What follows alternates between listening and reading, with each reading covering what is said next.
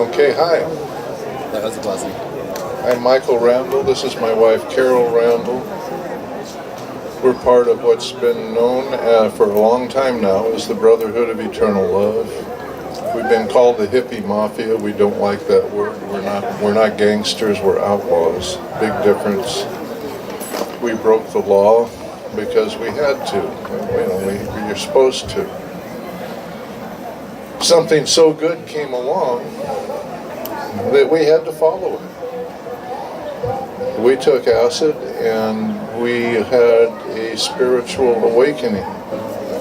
And we felt that it would be the only thing that we could really do would be to share that with as many people as we possibly could. So one thing led to another on our path, and we began to be able to distribute and then later to manufacture Orange Sunshine, some of the purest LSD that's ever been made.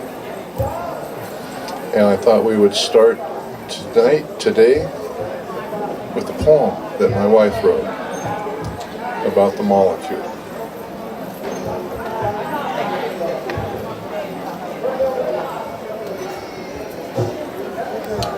This is a poem on the Brotherhood of Eternal Love. It's not a poem, it's a saying. I have a poem. A statement. Statement. There are moments in time when a word, a thought, or a substance has such power that it changes history. We were there. We became a generation so involved in the moment that we became unstoppable. A spiritual awakening so profound that its conception shatters preconceptions. It halted the world and made people from all nations take notice. It began with a sacred substance, the alchemy of Lsd. We were chosen and forever grateful. Gifted with this sacrament, we became a new breed of people, a tribe, one united in peace, love, and brotherhood, and being overshadowed by a presence so profound, integrating in every cell, and the realization that it's all God, it's all love, and that we are all one congruent whole, one humanity. The movement started small, but multiplied fast. It was a concept, a belief deep in the hearts of all who were there and those who wish they were. These pockets of anti-establishment individuals questioned authority and their surroundings while searching for the real meaning of life and the deeper truths.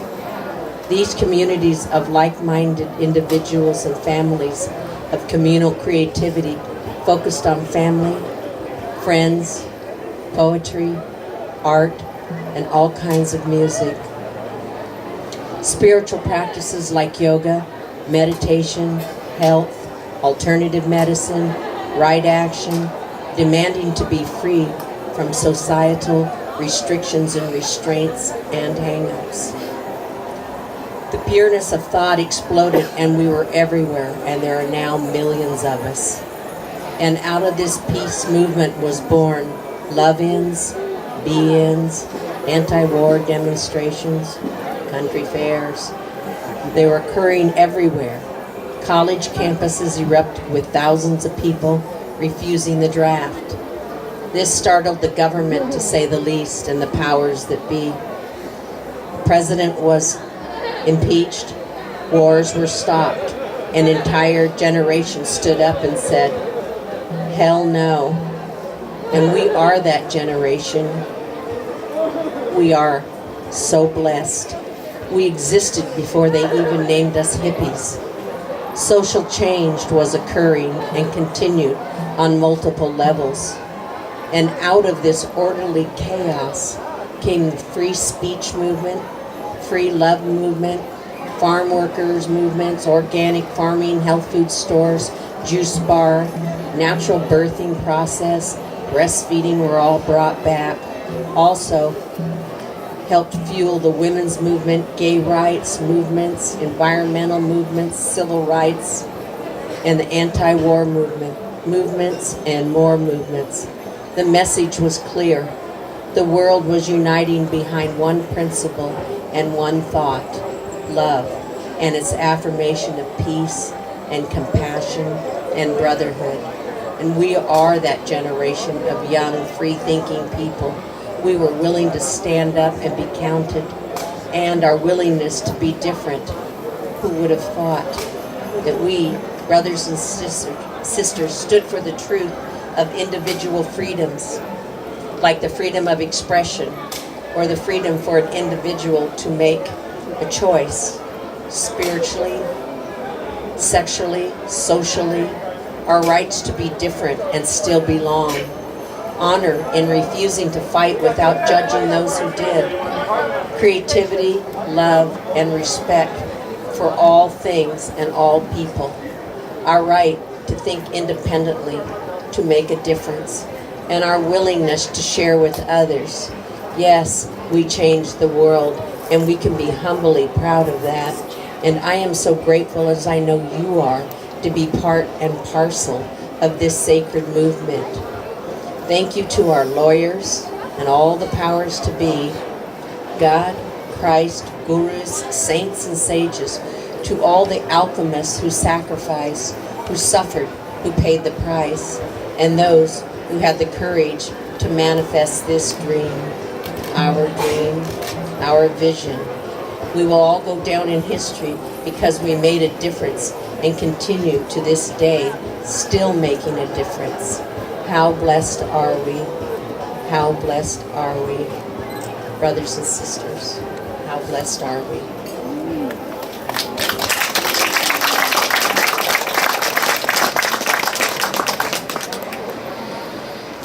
From a very early age,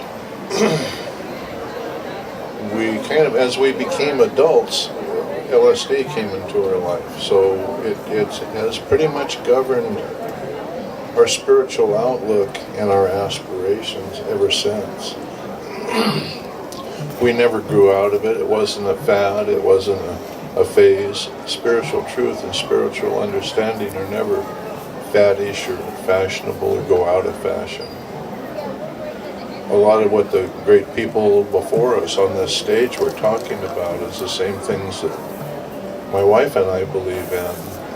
And using psychedelics consciously to further your spiritual understanding. I mean, that is what we are on this planet for, in my opinion, is to really fully understand the divine. And everything that will help us do that should be used. LSD is a great gift, and it would be wrong to not take advantage of the gift that God has given us. And it needs to be taken in a serious contemplative light. We see a lot of young people who don't know that there is this great spiritual element to taking acid. And a lot of people don't know who Timothy Leary was, young people. And Timothy Leary was a man that came along from Harvard University. You know, this is a drug that came from the intellectual community, the intelligentsia, that understood immediately the potential of this. And for people to be able to explore their inner self, the inner world, it's a pretty amazing thing. It's not new, it's been going on a long time. But LSD is a particularly clean and wonderful way of doing that. It fits right in us being on this stage because the people that were here before us talk about natural substances, and that's what LSD is. It's a natural substance. It comes from ergot rye on mold, and Albert Hoffman he discovered LSD. He didn't create it, he didn't synthesize it. He isolated the active ingredient in this mold, came out to be LSD 25. The great spiritual gift that we all have benefited from. How many people have taken acid here? I love it. Yes, indeed. Singing to the choir. Keep doing it, and if you haven't taken it, try it. There's so many nice things available now, including microdosing. And we fully agree with the preparation that is suggested by Nikki Scully and others who were just here talking, that the environment that you're in can really focus you in one way or another. Timothy's advice kind of was as follows from his book, The Psychedelic Prayers. Timothy provided a couple of books, him and Ram Dass. The first one was The Psychedelic Experience, based on the Tibetan Book of the Dead. This one. It's a great book. Talks about stages of a spiritual path. Basically the path when you die, what you go through. Physical death. Different bardos. It's a great book. We recently revisited it. Our dear friend Nick Sand died very recently.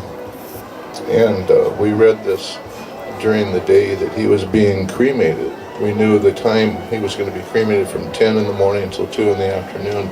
So Carol and I lit a candle and took some of the molecule, took some LSD, and read this book to Nick's spirit as he left. He was a great chemist and was one of the first chemists that we worked with that made LSD. They were all connected through kind of a line that was passed along from Osley to Nick Sand and Tim Scully. And from the Brotherhood, we did the distribution for them. Nick and I worked in the lab together and set up labs. And he was a good man. We're going to always miss him.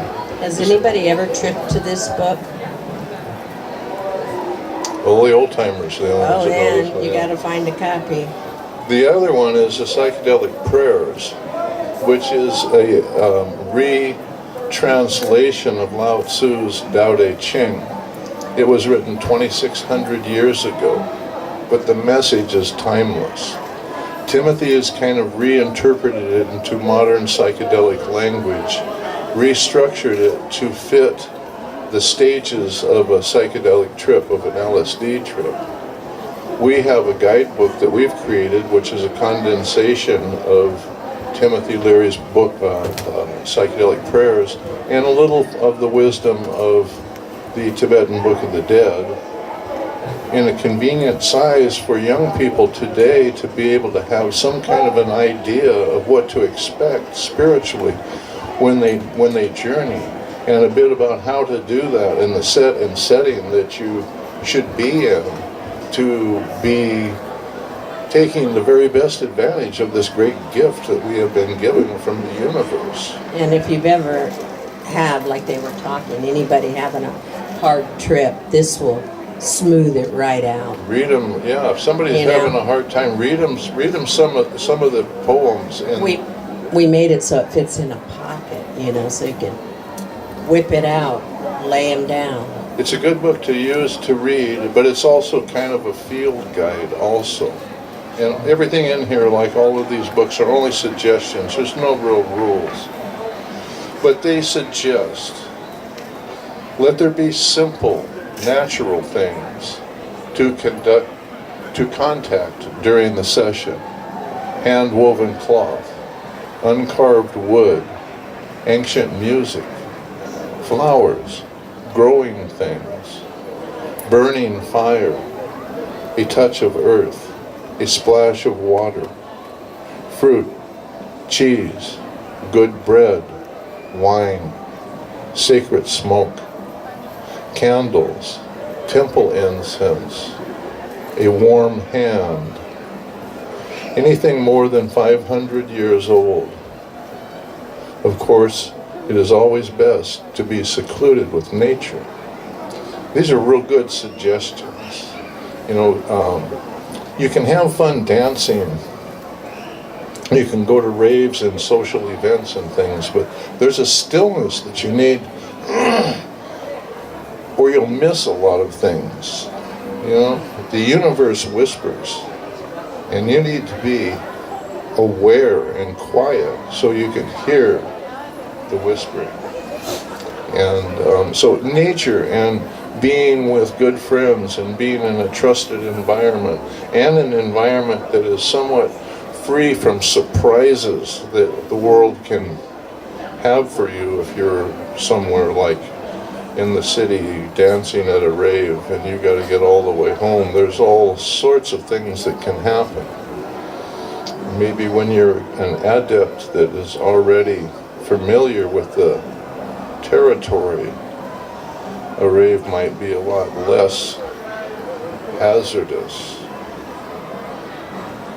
than it would if you were just starting out. I can't imagine having a strong psychedelic trip in a really heavy social situation like Nikki Scully was talking about. I prefer the company of a few friends in a very secluded place, or the company of a lot of beautiful people at the country fair. It would be not such a terrible place to do it, but filled with a lot of support. LSD. Hold in reverence this great symbol of transformation, and the whole world comes to you and dwells in the union of heaven and earth.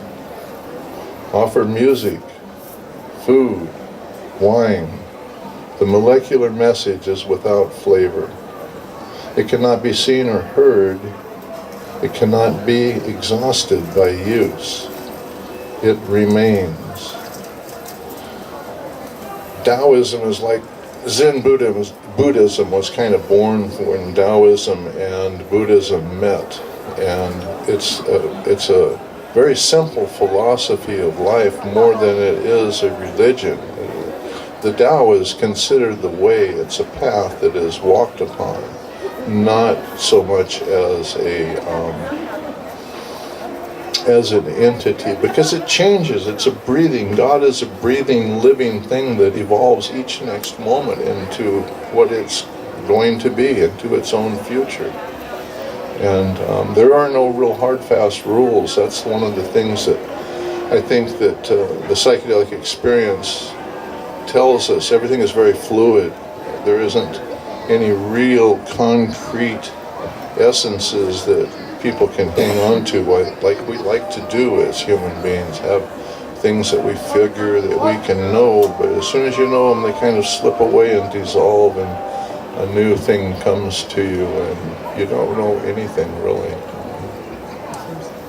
The reason we wrote this, compiled this We didn't write it. guidebook, it's a compilation, is that a friend of ours came over younger than we are, and he was saying he was out in the woods with his friends and they were all drinking and stuff, and then for some reason they all decided they were going to take some LSD, from that state, and got a little out of hand, from what he was telling us. I mean, we were sitting there with our mouth open, and then somebody got real scared, and then he got real defensive and thought people were coming after him and stuff like that, so they tried to subdue this guy, and the harder they tried to sue, of course he got more scared and fought back, and it just shocked us.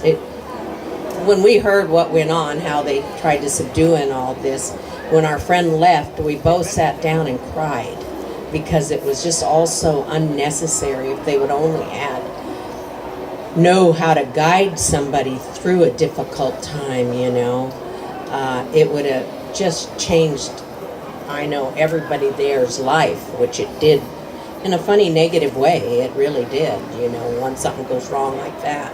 So that's why we decided to, because we realized that from when we started off, we had education, and we educated people, and we took people out on guided trips. We became guides. We created so many guides, but then when the police came down and it all became illegal and weird, there were no more guides, and there was no more access to information, and books and stuff like that. It broke the link, and so we decided to pick up the link now that things have lightened up in the universe, pick up the link and work on education, because it's really important to know what to do. I mean, it's real groovy when you're raving and graving out there, and you're moving and grooving, but when the music stops and you might have taken more than you thought, you got to know what to do when the music stops and it's not your guide. You got to learn how to be in that quiet space and find your way home. Well, for damn sure, don't take LSD and drink at the same time. No. That is like No. not the way to do it. Or maybe a little glass of wine or something like that, maybe. I like a beer as much as anybody on the planet, but not, you have to just sort of. There's just times when a good LSD trip should really be transformative. However, microdosing is a real popular, wonderful thing. It stimulates creativity. It tunes you into things. I recommend it highly. It's not scary. You don't have to go through ego death. In the 60s, the whole thing was ego death, to die, to stop being whoever you are, whatever identity you have. You give that identity up, and you come to the place where you're the real you. You see yourself and the world for the first time in a clear, beautiful, pure way. It's not an illusion. This separation is an illusion. This idea that we are individuals and we aren't one all together, that's an illusion. LSD and the consciousness that you get is a good, strong look at reality, and maybe the only one you'll ever have a chance to get, unless you want to go sit and meditate for a very, very long time. And the LSD path requires meditation and attention. It's not a free ride whatsoever. You can take it as far as you let it take you. You are participating in it. It's strong, it's beautiful, it's powerful, and I suggest everybody to take it. There's only a few people in the If you're of planet age. that wouldn't benefit from it. Very few people. So we wrote this guidebook, and the guidebook is filled with inspiration. Mainly we collected this inspiration. It's something that we had when we were young. The Brotherhood of Eternal Love, we were a group of people mainly that were families, men and women and children. We weren't particularly wild. We were and we weren't, but we were pretty conventional in a lot of ways and very unconventional, completely unconventional in other ways. And somehow we were able to make a big difference in the world.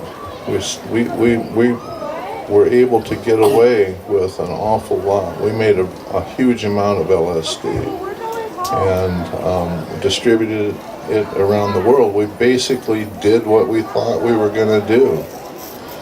And we did it with the help of some really beautiful and really intelligent people and really dedicated people.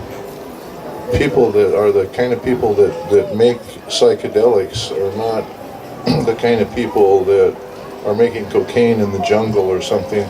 These people, LSD is very hard to make too, by the way. And it takes dedication, and everyone that touches the molecule is dedicated to the very same thing, almost literally everyone that makes it. To this day. To this day. It's always been that way. So it's out of love. The highest spiritual truths cannot be known without love. And kindness and love are the way of the Tao. It's just simply that way. We kept our family together. We were on the run from the police. We spent a lot of time kind of keeping our heads down, getting the kids in school and trying to provide some stability in life while being chased after. Finishing prison terms. Huh? finishing prison terms. Yeah, doing time. I had to go to prison, and But oh well, that was part of it. And, yeah, I mean, it didn't get fed. You don't to the play the lions. game unless you sign up. Yeah, I mean, you can't. It's not a free ride. You have to expect some consequences, and we always did. We were always apprehensive. People said, "Oh, you guys were so brave." Yeah, we were kind of scared too, you know.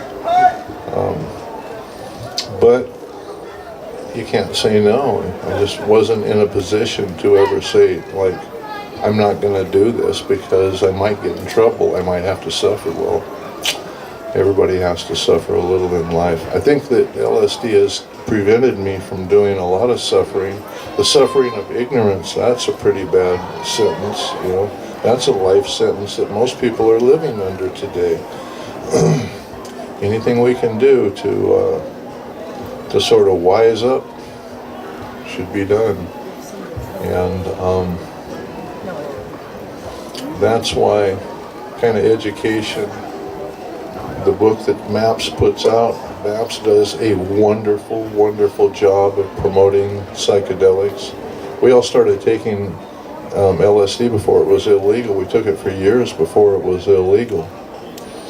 I've taken over 650 acid trips, and still counting. And I never plan to stop taking it. Huh?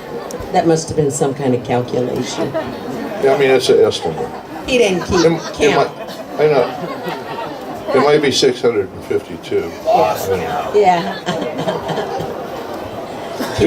Thanks to my brave wife, I took almost 200 acid trips in prison.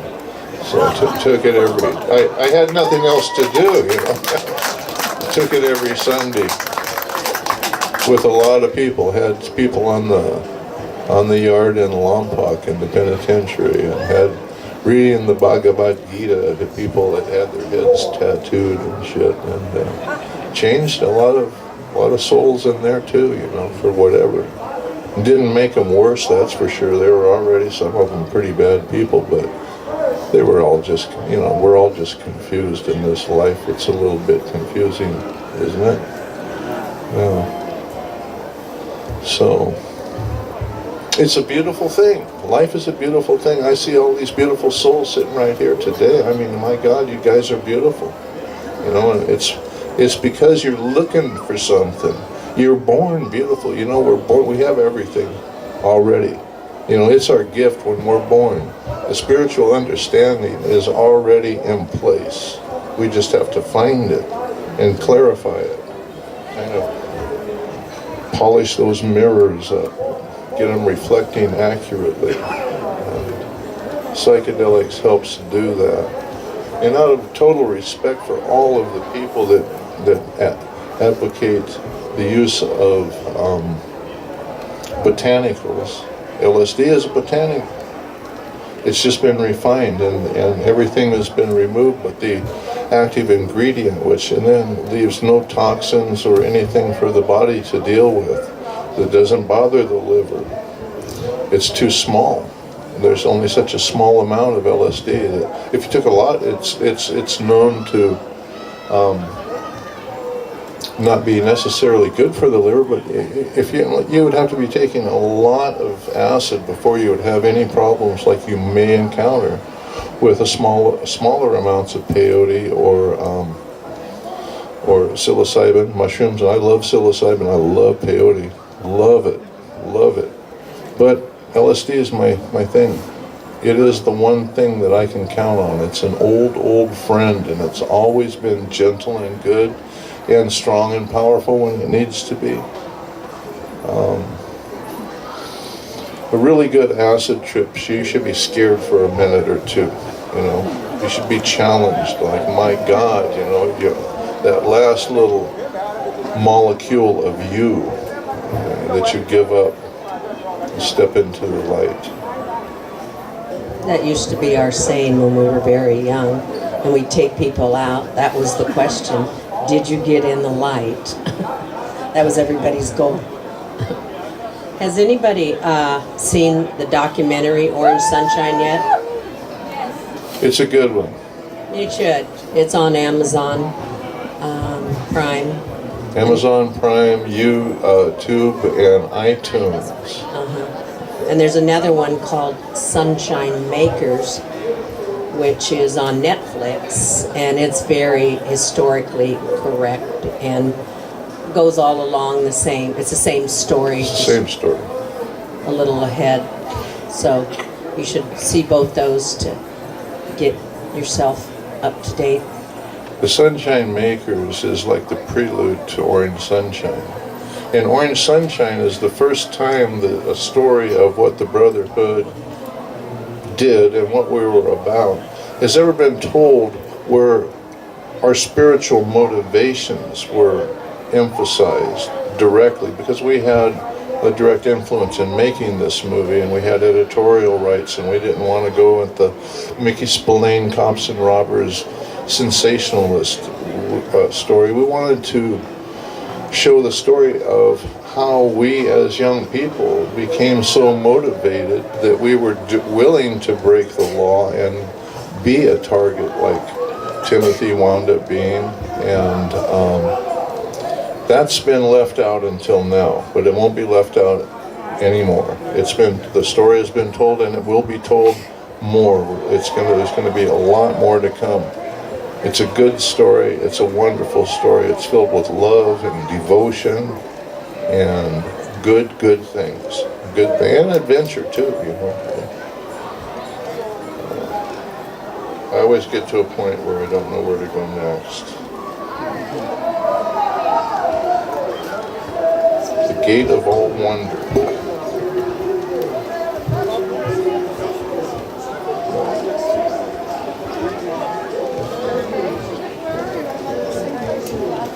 Luminous, thousand-petaled lotus of light. The secret is to let the energy flow freely. Do nothing. Remain empty.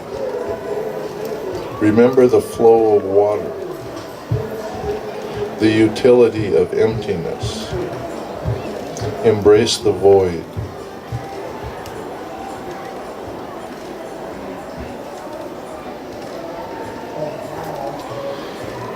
Observe your body, mandala of the universe, of ancient design, holy temple of consciousness. Observe the message of the body. Timothy writes in his foreword to the Psychedelic Prayers here that the Tao is best translated as energy and process. Energy in its pure, unstructured state. The E in Einstein's equation. And energy in its countless temporary states of structure. The M of Einstein's equation. Ancestor of all things. The 14 billion year-old dance of energy endures beyond life. It's very, very simple.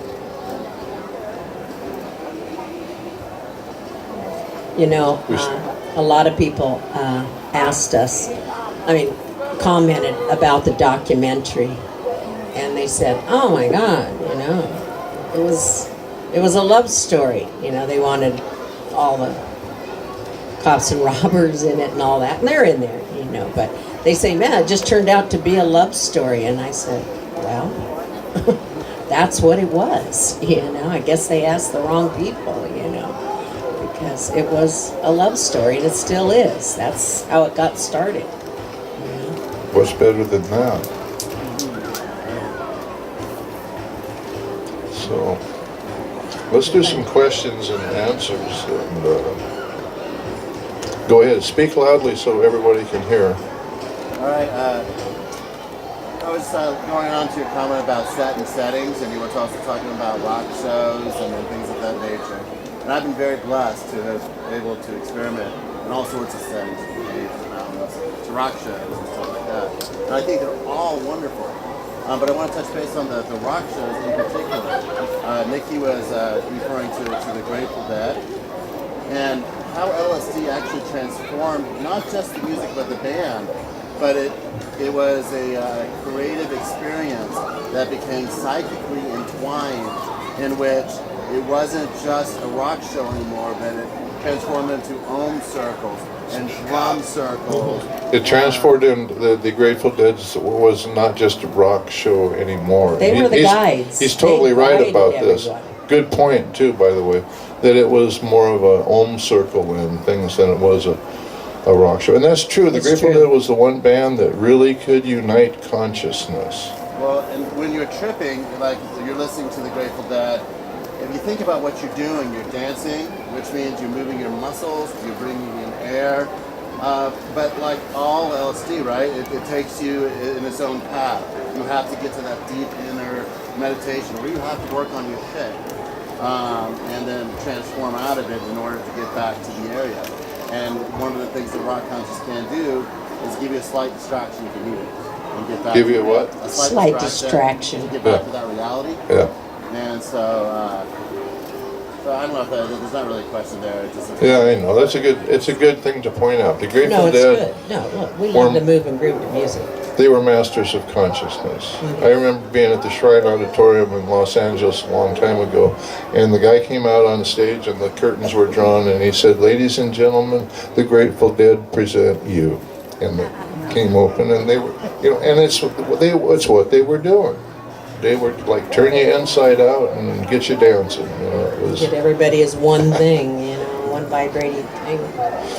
I think our reaction to that environment is due to more like what I see today with sort of the a bit reckless use, I think, of psychedelics. And I'm More not trying. ravey. I hope I'm not getting old-fashioned in my old age because I that's one thing I really don't want to do. But we just try to advocate for what makes us better people. Other questions?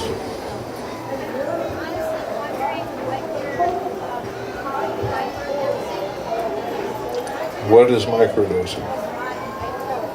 Oops. Well, we used to think that microdosing was taking 150 micrograms or something. Microdosing is like 10 or 12 or 15 micrograms. It's usually, from what I understand, in a bottle in a liquid form that you can easily take. You can divide a liquid up. Like if you had 100 micrograms in a drop, you can put it in some water and drink a little bit of it, and you get 25 micrograms at a time. Or you can dilute it to where your drop comes out as 10 or 12 or 15 micrograms, and you get a nice float. And if you want more, it's right there. One thing with LSD or with any drug, you can't untake it once you did it. So, get ready for the ride. And this is just a slower, gentler way. And I think makes it available, the experience available and desirable to a bigger, wider range of people that are willing to do that. There's not everybody wants to go to the very ends of the universe, like I like to. It's a easy way to introduce people, keep them lightweight, and keep them wanting more the next time. So they're building slowly, and then somebody said, "Wow, that was great. She had never done it." She goes, "That was fun. I kind of wanted more." And I said, "Great. Next time you take 2, or 3, Easy, Everybody that microdoses that we've had experience with always wants more. Well, that was my first question when the very first time I got turned on, I actually got dosed years ago, and I was having a great time, but my one burning question was to anybody, do we have to come down? I just was wanting to stay there forever, wow. Re-entering from Better than church. Yeah, way better. LSD accomplishes what religions seek to do. I'm not sure religions, some of them really seek to do what. I'm not sure what they're after, but they miss the point, it seems to me. And Some of them. it's all right. Yeah. I've read a lot about the Brotherhood and I've seen the documentary, but do you have any plans to actually have people like you tell the stories yourselves? Yeah, oh yeah. Oh, yeah, we're writing. We're already doing that. We're yeah. writing, and they're also, you know, throwing things around about a little mini-series We're going to do, it looks like. with us being able to say, you know, no bullshit, you know. We don't need to have mass orgies on TV and stuff like that. No. We never To keep did those people things. tuned in, you know. There's more myth than reality when you hear the stories about the Brotherhood. But Amazon Studios wants to do a series, and we are going to be one of the producers, her and I. So we have a lot of control, and they want us to have control because they're interested now in getting the story right. They're getting, yeah. I The mean, one the thing- guys are hip that are working with us there, you know, and they're all saying it's a good time to teach it correctly, you know, and you can take a program and said some god-awful thing that you don't even want to watch on TV, get you something there that's educational, exciting, fun, warm, fuzzy feeling, right? We met with the Amazon people in at their headquarters in Santa Monica, and they were telling us, they were stealing my lines. You know, I was gonna convince them the importance of this, and they were telling us the importance of our story, the historical relevance, it being 50 years since the Summer of Love. By the way, the Summer of Love, what is not discussed is the Summer of Love and the whole hippie movement and everything to do with all of that is because of LSD. It's because of psychedelics. They sweep that conveniently under the carpet. Young people just didn't start feeling love out of just nowhere, for God's sake. It was because of responsible use of psychedelics, and that's not been explored. Well, we're going to explore that, and we're going to tell it to everybody. It's a beautiful story, and we damn sure don't have anything to be ashamed of. We didn't hurt anybody, you know. If someone asked me after one of our show screenings, do you feel guilty about people that have had bad trips? And I said, of course we do. You know, my answer was, of course we do. We feel terrible, but most of those bad trips are exaggerated. And if you want to talk bad trips, let's talk Jack Daniels and things, because, I mean, how many bad trips are a result of alcohol that's legal or smoking cigarettes, which I used to smoke, but I don't for a way long time now. I have girlfriends that have lost their children with, you know, Alcohol. drinking and driving.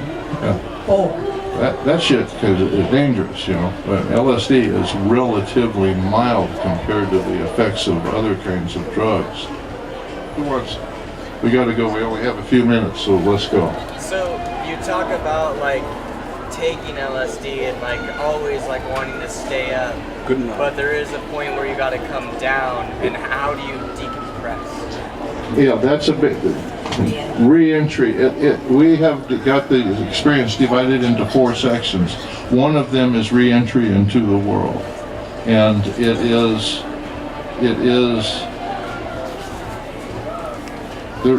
makes a big difference. You know, there is a lot of good advice, because that's a place where you can have crisis, where you have had a blissful experience. You come back and the world don't look as good as it did when you before, and you're not sure you maybe want to come back. And fat chance. So it's just simple things. I'll One read. more. That's it. Yeah. You're it. You talk about like reckless use of Shout it out psychedelics. loud, please. You talk about reckless use of psychedelics. Do you think that there's any reason for like a larger dose? Being reckless. You talk about the reckless use of psychedelics, like how some people use it recklessly. Do you feel there's any need for larger doses? There's a time and place for a good dose, Oh, but God, never yes. be reckless, ever. It's just, no. Do you feel a thumbprint is ever a necessary? Oh no, we don't like that. That's No. that's ridiculous idea. Know what He you're asked doing. about thumbprints or fingerprints where kids are putting it. It's like, I know I made a lot of LSD. By the way, we made over 120 million doses of acid.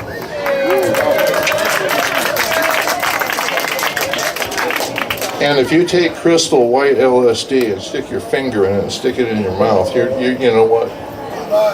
That's You're being stupid and you're wasting. You don't need to do that. You know, You can get yourself scared. a couple hundred micrograms is a real good, beautiful dose.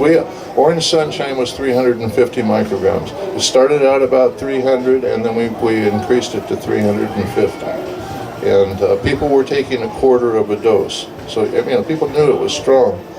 And we made it very, very pure. We worked out methods of making it more pure than people had seen before. We had a smaller yield, but a better product. And we stuck with those standards throughout. The judge said when he sentenced me, he said, "I've never seen so many people lie for each other. You guys are..." He was impressed. He said, "You guys are amazing. We got 23 people in a conspiracy. They're all lying to the court here, To protect the other protecting guy." one another." Well, that's why we're called the Brotherhood. So.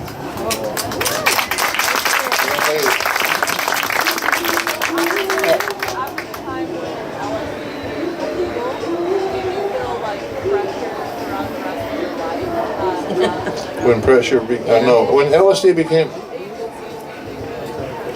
Question? The question about when LSD became illegal, did we feel pressure? And it's... And from what agency? The In what DEA. agency? Well, they started making up new agencies. We had new agencies. They created. The You got to see the DEA documentary. Well, like Nixon and his war on drugs was a war on the Brotherhood. It was a war on psychedelic drugs. They don't mind about heroin or something that makes people dependent. They don't like free thinkers. They do not like that. It doesn't work good for any government to have a bunch of people that are thinking outside the box, for whatever that means.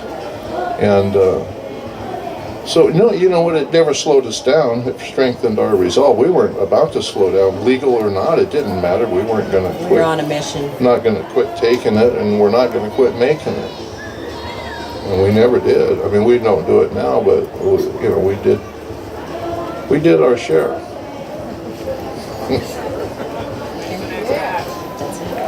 That's it. Our time is up. We love you all. Thank you.